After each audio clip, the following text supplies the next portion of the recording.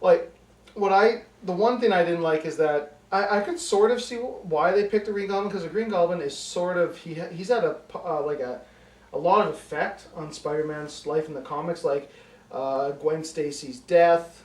Green Goblin killed that. There's a big, huge storyline with the Green Goblin. Personally, I wanted to see Doctor Octopus as the first villain, because that's the one I mostly identified with.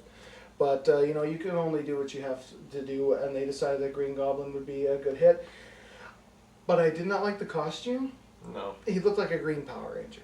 Like, honestly, they could have done that costume could have actually been chosen for Scorpion, like the Scorpion villain, from whoever's knows Spider-Man comics. I think they could have done better on the Green Goblin suit. They didn't want to have a mask that looked like a real Goblin, because they said they would have to take forever to explain the storyline of the mask, which I don't really get. They could have done that. Yeah. Like, I don't know what else you can really say. Like, it's like, I did like Tobey Maguire. Again, a lot of people didn't like him at first, but I actually like him as Peter Parker. I don't see anybody else as Peter Parker. No. Like, yeah. He's a good Peter Parker. I like Kirsten Dunst personally. I've liked a lot of her other movies. Mm-hmm. I realized maybe she wasn't the best fit for this particular character, but she didn't do bad. No. I can't see her with red hair. That's what kind of screws me. Yeah, it's kind of weird. It looks like, it seems fake. Like, like all the time they put wigs on and stuff, but it almost seems fake. Yeah. Just, I don't know.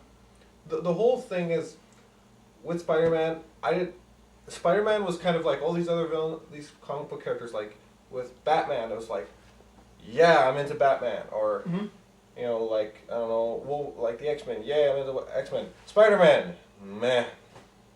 Yeah, actually, yeah. Some people really love Spider-Man. They grew up reading the comics and stuff, and all the power to them, right? But like, a lot of Marvel villains didn't get villains and heroes, I should say, didn't decide to enter the movie genre as hard of a hit as DC started out. Like, DC had Superman, Batman, right? Yeah. And they also started earlier, too. Yeah, exactly. Like, Bob Kane who's the creator of Batman, used to bug Stan Lee's like, oh, don't worry, Stan, one day your Spider-Man will get put into a movie you just see, right? Sort of mimicking him. But Bob Kane was one of those types of guys, thought he was bigger than life sort of thing, yeah. But Spider-Man was not the movie I picked of the 5 movies. No, like, I picked Unbreakable. I mean, it's not your average superhero movie, but I just love that movie. Unbelievable. Which one? I picked the original Batman. Yes, original Batman, Jack Nicholson. Jack Nicholson's Joker, a little different than Heath Ledger's Joker. Very different, yeah. But still a fun movie. Mm-hmm. You got the Tim Burton touch, if it's Batman, it's dark. Everything in the whole movie is black or dark shades of gray. Exactly. Yeah. And Michael Keaton as Batman. I'll say this for DC, they also take really strange directions. Yeah, like a lot of people were protesting the Michael Keaton Batman. They were like pissed off that Michael Keaton was going to play Batman. It's just something that, I don't know, I found the combination, because they had worked together before, the combination worked really well, and that was the movie I picked. Of all of them, first Batman's one of the best. Yeah, like all of those are, exactly. Like all of those movies are actually pretty good. Like Superman, I'm sorry, no matter who you put in that spot, no one beats Christopher Reeve. No. Christopher Reeve will always be immortal as Superman. He will always be there. Like, whenever you picture Superman, I picture Christopher Reeves. Like Brandon Routh, though, in Superman Returns, sometimes he looked a little too much like Christopher Reeves in some shots. It was kind of freaky. But then you got Batman, like we were just talking about. Hellboy, very different indie comic book. I was actually, when, there was no real support behind that movie when it came out. Like, it had a really underground following, Hellboy. And all of a sudden that movie comes out, and it was a really good movie. Yeah, I know. Like Ron Perlman, he's the type of actor who, when you put makeup, like heavy makeup on him, he just kind of explodes onto the screen. No, I know what you mean. Like, when Hellboy came out, I was like, what's the Hellboy? Because I never heard of it before. Went and saw it. I really liked it. Like, it was very different. Again, I'm a sucker for all those conspiracy theory, Nazi, bad guy stuff. That's why I want to see the new Captain America movie. I just like Nazis as bad guys. It's just easy. They're easy to pick on. Yeah. So. Yeah. And Hellboy 2. believe it or not, was actually better than the first. Yes, it had the didn't have the Nazi bad guys in it. But it was very mythological. It had that huge touch of the comic in there. Like, if you ever read a Hellboy comic, it's really weird and different, and that's what that movie was. Special effects were out of the water. Guillermo del Toro. It was actually Hellboy 2. I was pretty impressed with.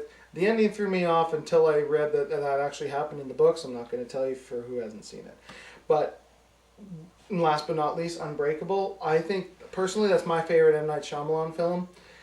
This isn't a thing you would find in a comic book. It is just a superhero movie of different proportions. It's very different. It's hard to explain really. Like Bruce Willis, Samuel L. Jackson. I don't know how else to really explain that movie. Like, no, it's a really different movie. Like that was his first movie after The Sixth Sense. Yes. And it was just a really like he kind of takes these weird ideas and really like takes you on this wild zigzag story thing going on. Yeah, and he likes his twists. Yeah, he likes his twists. So, and that movie is really like, it's one. Bruce Willis has this knack for picking roles, like in Unbreakable, where, you know, he looks like the big action movie He-Man tough guy, which in a lot of movies he is. Yeah, Die Hard next month. Yeah, but then in a lot of movies, he takes this complete left turn and does these really weird roles. Like in Unbreakable, like in The Fifth Element. The Fifth Element. The Fifth Element is kind of a cross between the two because he's an action. It's a weird movie, but he's still the big dude.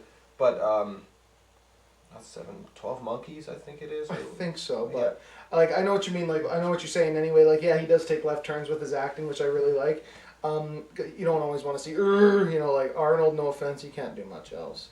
I mean, well, he's the guy. He's tried comedy, but it's funny, but not the type of funny he's hoping for. It's not the tumor, right? Yeah, like it's pretty much when he makes a movie that's funny, it's pretty much making fun of him, I guess you could say, sort of thing. But anyway, when it comes to all these superhero movies, they're all good. All the ones that we suggested, go and see them. I would personally suggest Unbreakable. You would personally suggest Batman. Check those all out. They're all really good. So what would you give Spider-Man, out of 5 there? I give about a 3.3. 3.3, I could see that.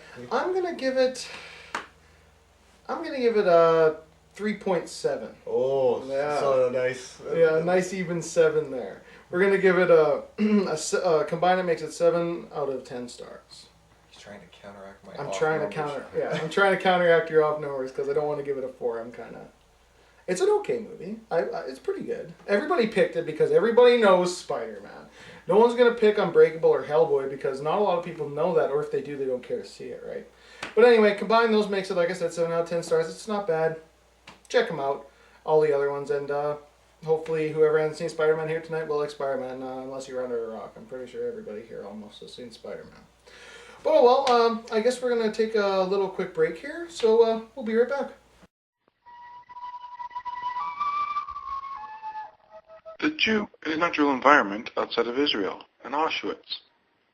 The Jew are a kind, friendly people who are good with money, and cannot eat pork or shellfish. Watch him frolic through the woods. And we're back. Alright, now we're going to discuss the movie that we picked that is currently in theaters, which is Public Enemies, starring Johnny Depp and Christian Bale. Yeah, it's a story of John Dillinger. Looks very interesting gangster movie. Johnny Depp's amazing in anything. I'm sure that if the movie sucks, he'll be good in it. You know, it's Johnny Depp. So